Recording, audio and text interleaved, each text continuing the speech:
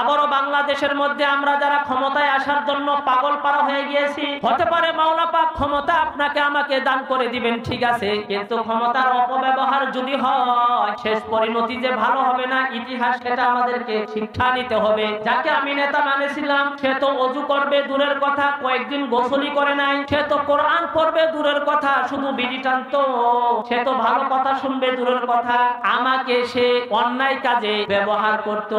অনুসারীরা নেতাদেরকে বলবে আমাদের জন্য কিছু করো, নেতারা বলবে দেখো আমরা তো নিজেই হেদায়েত পাই নেই, হেদায়েত না পাওয়ার কারণে আজকে আমাদেরও মাইর খাইতে হবে, যাটা বুঝতাছি তোমাদেরকেও মাইর খাইতে হবে, আমরা কিন্তু তোমাদের জন্য কিছুই করতে পারবো না। আপনারা আমার দুয়ারে আসতেছেন, আমরা সাপোর্ট করব যেই নেতার আদর্শ রয়েছে, চরিত্র ভালো রয়েছে, আর আমরা নেতাদেরকেও একটু নসিহত করব যে আমরা আপনাদেরকে সাপোর্ট করতে চাই, আমরা আপনাদের ক্ষমতায় দেখতে চাই, আপনারা আমাদেরকে শাসন করুন, এটা আমরা দেখতে চাই, আপনার আদর্শ ও চরিত্র ভালো হোক, এটাও আমরা আপনাদের কাছে কামনা করি। তাকাও ফেরাউনের দিকে। কার দিকে? ফেরাউনের দিকে, যে বলেছিল আনা রব্বুকুমুল আ'লা,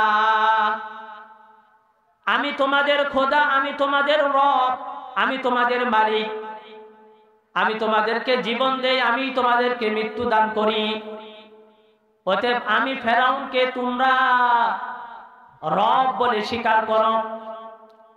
যেই ফেরাউন নিজেকে মালিক দাবি করলো, রব দাবি করলো, আল্লাহ তাআলা তাকে এমন নির্যাতন, এমন লজ্জাজনক মৃত্যু দান করলো, যে মৃত্যু, যেই লজ্জাজনক মৃত্যুর বিষয়টা আল্লাহ তাআলা কোরআনের মধ্যে বলে দিয়েছেন।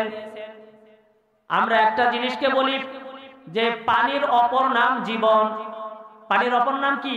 জীবন বলি। আল্লাহ তাআলা তাকে পানির মাধ্যমেই মারলেন, যে তুমি মালিক দাবি করো, রব দাবি করো, তোমাকে আমি এমন জিনিস দিয়ে মারবো যেই জিনিসকে মানুষ অপর নাম জীবন মনে করে, জীবন নামক জিনিসটা দিয়েই আমি তোমাকে মারবো। কারণ একটাই, তিনি ক্ষমতা পাওয়ার পরে ক্ষমতার অপব্যবহার করেছেন। আল্লাহ তাআলা আরো নিদর্শন দেখাইয়েছেন এবং বলেছেন তাকাও নমরুদের দিকে, যখন ক্ষমতা দিয়েছিলাম আমার খলিলুল্লাহর সাথে সে বেয়াদবি করেছিল, আমি তাকে কোনো বড় বাহিনী দিয়ে মারি নেই, এমন একটি ছোট্ট বাহিনী দিয়ে মারছি যার নাম মশা। শুধু মশা দিয়ে মারছি এমনটি নয়, প্রতিবন্ধী মশা দিয়ে তাকে আমি মারছি। তোমরা তার দিকে তাকাও। অতএব যেই সমস্ত ভাইরা ক্ষমতার লালসায় আজকে আমরা সমাজের মধ্যে পাপ করতে দ্বিধাবোধ করি না, একটু স্মরণ করি বিগত আমলেও আমরা যাদেরকে পাপী মনে করি, ফ্যাসিস্ট মনে করি, তারাও কিন্তু নির্যাতনের শিকার হয়ে লজ্জাজনক অবস্থায় ক্ষমতা ছাড়তে বাধ্য হয়েছে। আবারও বাংলাদেশের মধ্যে আমরা যারা ক্ষমতায় আসার জন্য পাগল পারা হয়ে গিয়েছি, হতে পারে মাওলা পাক ক্ষমতা আপনাকে আমাকে দান করে দিবেন, ঠিক আছে, কিন্তু ক্ষমতার অপব্যবহার যদি হয় শেষ পরিণতি যে ভালো হবে না, ইতিহাস কিন্তু সেটা আমাদেরকে শিক্ষা নিতে হবে। সাধারণ জনগণ, পাবলিকদের উদ্দেশ্যে আমি একটু বলতে চাই, আজকে সাধারণ জনগণ আদর্শ নাই, চরিত্র নাই, এমন কিছু নেতা, এমন কিছু শাসককে আমরা ক্ষমতা দেই। আল্লাহ তাআলা পবিত্র কালামের মধ্যে সূরাতুল বানী ইসরাঈলের ৭১ নম্বর আয়াতের মধ্যে বলে দিয়েছেন ইয়াউমা নাদউ কুল্লা উনাসিম বিইমামিহিম।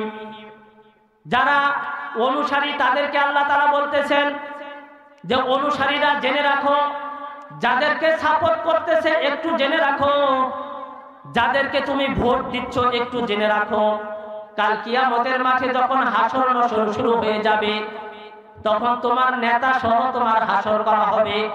ইয়াউমা নাদউ কুল্লা উনাসিম বিইমামিহিম, তুমি যাকে অনুসরণ করতেছো কাল কিয়ামতের মাঠে তাকে ডাকা হবে, আর তখন তোমাকে বলা হবে আজকের এই প্রশ্নের উত্তরগুলি দাও, জবাব চাই তোমার কাছে।